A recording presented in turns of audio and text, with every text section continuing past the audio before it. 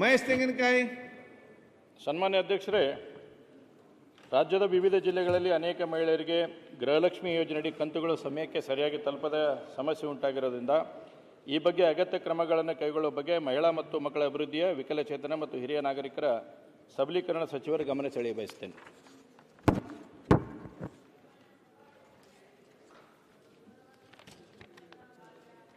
ಶಾಸಕರಿಗೆ ಒದಗಿಸಿದ್ದೀನಿ.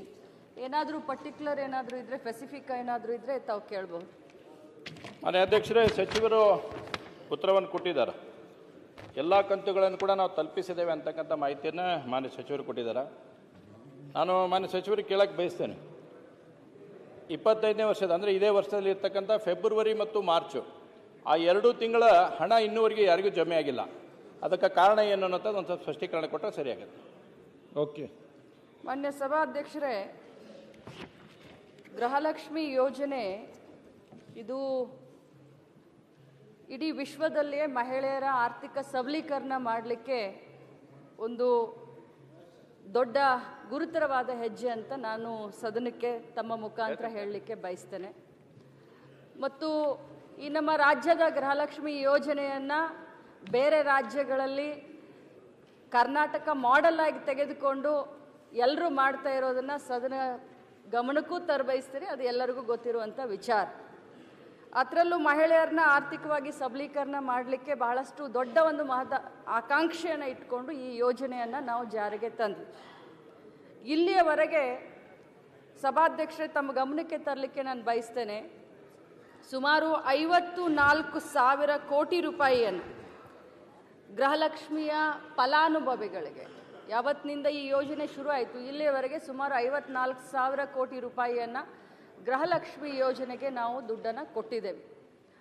ಇಲ್ಲಿಯವರೆಗೆ 23 ಕಂತನ್ನು ನಾನು ಮಾನ್ಯ ಸದಸ್ಯರಿಗೆ ತಮ್ಮ ಮುಖಾಂತರ ಹೇಳಲಿಕ್ಕೆ ಬಯಸ್ತೇನೆ. 23 ಕಂತನ್ನು 1,24,00,000 ಮಹಿಳೆಯರಿಗೆ, ಮನೆಯ ಯಜಮಾನಿಗಳಿಗೆ, ಅಂದರೆ ಒಬ್ಬೊಬ್ಬರಿಗೆ 46,000 ರೂಪಾಯಿಗಳು, ಇಂಡಿವಿಜುವಲ್ ಒಬ್ಬೊಬ್ಬರಿಗೆ ಫಲಾನುಭವಿಗಳಿಗೆ 46,000 ರೂಪಾಯಿಗಳನ್ನು ಇಲ್ಲಿಯವರೆಗೆ ಮುಟ್ಟಿಸುವಂಥ ಕೆಲಸವನ್ನು ಮಾಡಿದೆವು.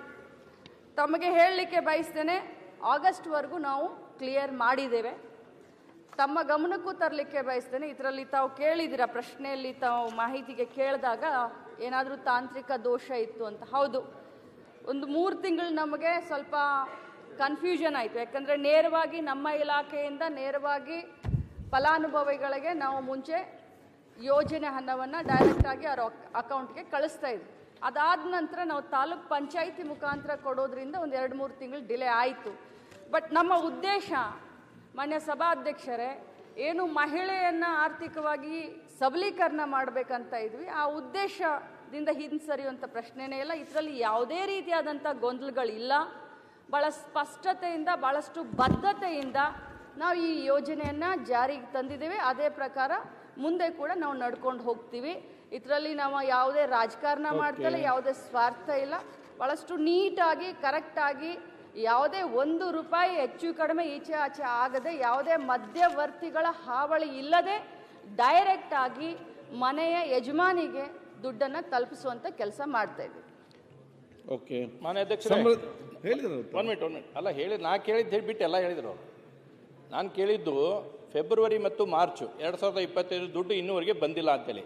ಅದನ್ನ ಬಿಟ್ಟು ವಿಶ್ವದ ಹಿಡಿದು ಎಲ್ಲ ಹೇಳಿದರು. ಅದ್ರ ಬಗ್ಗೆ ಫೆಬ್ರವರಿ ಮತ್ತು ಮಾರ್ಚ್ ಹಣ ಯಾಕೆ ಬಂದಿಲ್ಲ, ಇನ್ನೂವರೆಗೆ ಯಾಕೆ ಬಿಡುಗಡೆ ಆಗಿಲ್ಲ, ಅದನ್ನ ಸ್ಪಷ್ಟೀಕರಣ ಕೊಡ್ರಿ.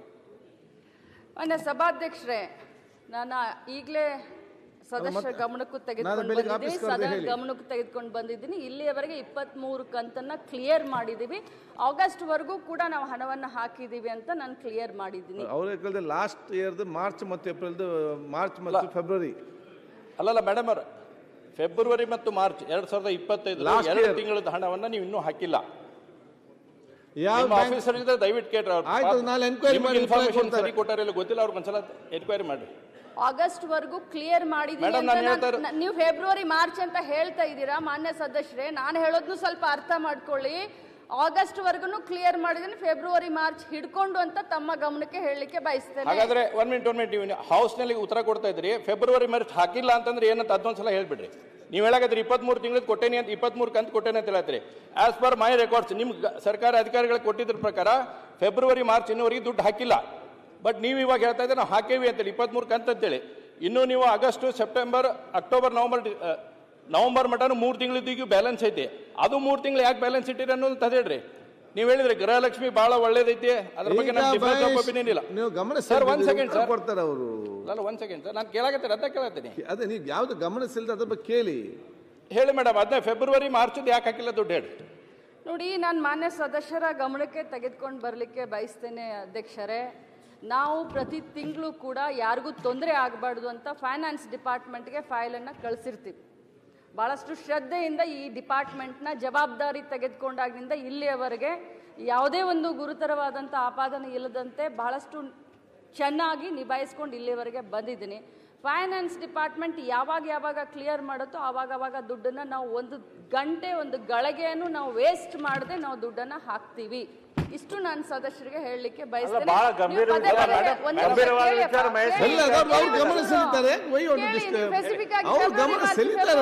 ಅಂತ ಹೇಳ್ತಾ ಇದ್ದೀರಿ. ಫೈನಾನ್ಸ್ ಡಿಪಾರ್ಟ್ಮೆಂಟ್ ಎಲ್ಲಿದೆ?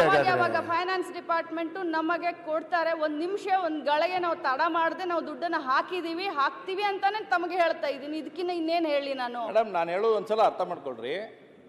ಫೆಬ್ರವರಿ ಮಾರ್ಚ್ ಹಾಕಿದೆ, ಏಪ್ರಿಲ್, ಮೇ, ಜೂನ್, ಜುಲೈ ನೀವು ಹಾಕಿದಿರಿ ದುಡ್ಡು, ಅದ್ರ ಬಗ್ಗೆ ನನ್ನ ಕ್ವಶನ್ ಇಲ್ಲ. ಯಾಕಂದ್ರೆ ನೀವು 2 ತಿಂಗಳಿಗೆ ಬ್ಯಾಲೆನ್ಸ್ ಇಟ್ಟಿದ್ರಿ. ಒಂದು ಈಗ ಹೊಸದಾಗಿ ಈಗೇನು 3 ತಿಂಗಳಿಗೆ ಬ್ಯಾಲೆನ್ಸ್ ಐತಲ್ಲ, ಈಗ ನಮ್ದು ಸೆಪ್ಟೆಂಬರ್, ಅಕ್ಟೋಬರ್, ನವಂಬರ್ 3 ತಿಂಗಳು ಹಾಕಿಲ್ಲ. ಯಾಕೆ ಡಿಲೇ? ಏನು ಸರ್ಕಾರ ಹತ್ರ ದುಡ್ಡು ಇಲ್ವಾ? ಏನು ಸಮಸ್ಯೆ ಇದೆ? ಅದನ್ನೊಂದು ಸ್ವಲ್ಪ ಕ್ಲಾರಿಫಿಕೇಶನ್ ಮಾಡಿ. ನಾನು ಇಲ್ಲಿಯವರೆಗೆ ಬೇರೆ ರಾಜ್ಯದ ಬಗ್ಗೆ ಮಾತನಾಡಬಾರ್ದು ಅಂತ ನಾನು ಸುಮ್ಮನೆ ಇದ್ದೆ. ನಾನು ಅನಗತ್ಯ ಬೇರೆದನ್ನ ಮೈ ಮೇಲೆ ಎಳ್ಕೊಳ್ಬಾರ್ದು ಅಂತ ಸುಮ್ಮನೆ ಇದ್ದೆ. ಪದೇ ಸದಸ್ಯರು ನನ್ನನ್ನು ಫೋರ್ಸ್ ಮಾಡ್ತಾ ಇದ್ದಾರೆ ಅಂತಂದ್ರೆ ನಿಮ್ಮ ಗಮನಕ್ಕೆ ನಾನು ತರಲಿಕ್ಕೆ ಬಯಸ್ತೇನೆ. ತಮ್ಮ ಲಾಡ್ಲಿ ಬೆಹನ ಏನಾಯ್ತು ಮಹಾರಾಷ್ಟ್ರದಲ್ಲಿ? ಕರ್ನಾಟಕದ ವಿಧಾನಸಭಾ ಸದಸ್ಯನಾಗಿ ನಿಮಗೆ ನನಗೆ ಲಾಡ್ಲಿ ಬೆಹನ ಬಗ್ಗೆ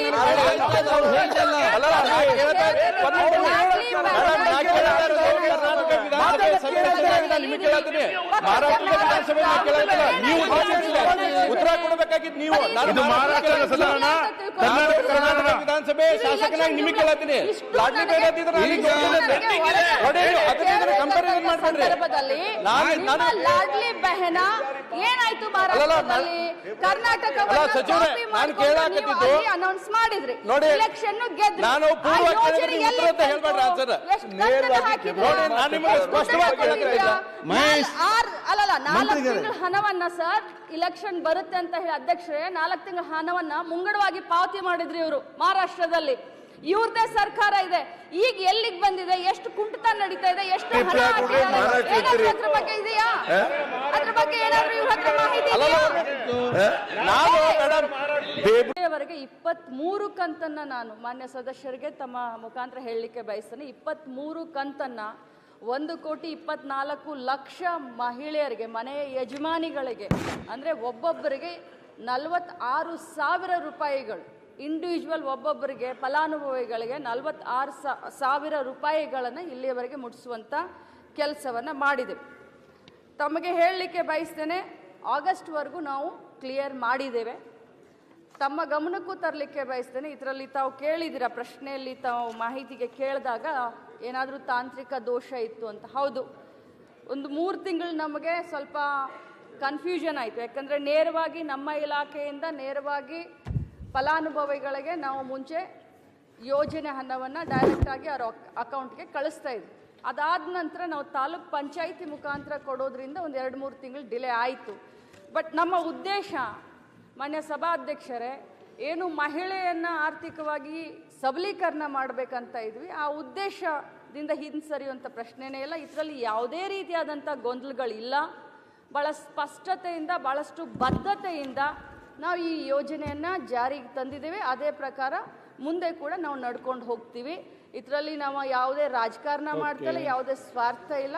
ಭಾಳಷ್ಟು ನೀಟಾಗಿ, ಕರೆಕ್ಟಾಗಿ, ಯಾವುದೇ 1 ರೂಪಾಯಿ ಹೆಚ್ಚು ಕಡಿಮೆ ಈಚೆ ಆಚೆ ಆಗದೆ, ಯಾವುದೇ ಮಧ್ಯವರ್ತಿಗಳ ಹಾವಳಿ ಇಲ್ಲದೆ ಡೈರೆಕ್ಟಾಗಿ ಮನೆಯ ಯಜಮಾನಿಗೆ ದುಡ್ಡನ್ನು ತಲುಪಿಸುವಂಥ ಕೆಲಸ ಮಾಡ್ತಾ ಇದ್ದೀವಿ.